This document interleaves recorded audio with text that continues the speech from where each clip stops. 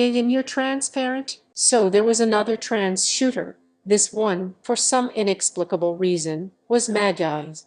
That makes as much sense as cows for slaughterhouses. Prior to the shooting, she was cited as making comments regarding the fact that her wife had just filed for divorce, stating the reason was her desire to transition, and not in a kind way. Now, I don't believe in staying in a situation you aren't happy in, but being that cruel to someone you say that you loved at some point in your lives for something that is beyond their control doesn't sit right with me. Now, I want to make it abundantly clear, none of what I have said or will say is to elicit pity or to exonerate the shooter of her crimes. It is intended to illustrate the horrendous failures in empathy care, mental health education, and stigmatization support systems, and the fact that no one is actually looking at the real root of the problem. I've said it once and I'll say it a million times. The largest majority of mass shootings are committed by white, cis men, period.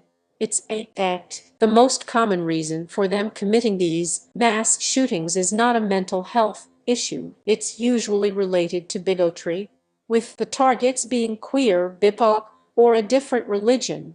Mental illness is rarely the reason they actually do it, but it's ground to such an easy excuse. It's created this revolting stigma that exists to villainize mentally ill people, and by proxy, trans people who are not mentally ill, when most of those of us with mental illnesses are just excited that we got out of bed.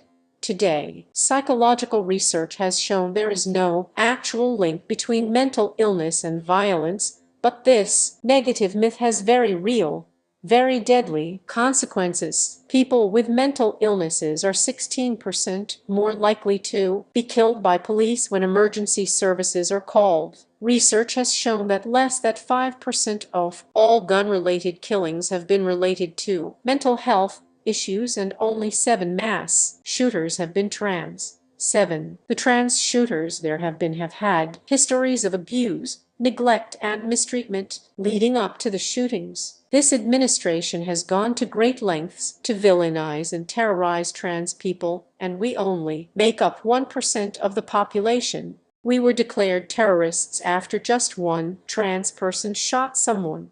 1. When does that disproportionate anger extend to the demographic committing a disproportionate amount of the shootings? Then, again, weak men pick on those they believe to be weaker than them. I hope to not have to make another video like this. Both. America, fuck yeah, coming again. Anywho, that's all I have for you today. Stay in drugs, don't do school, bike.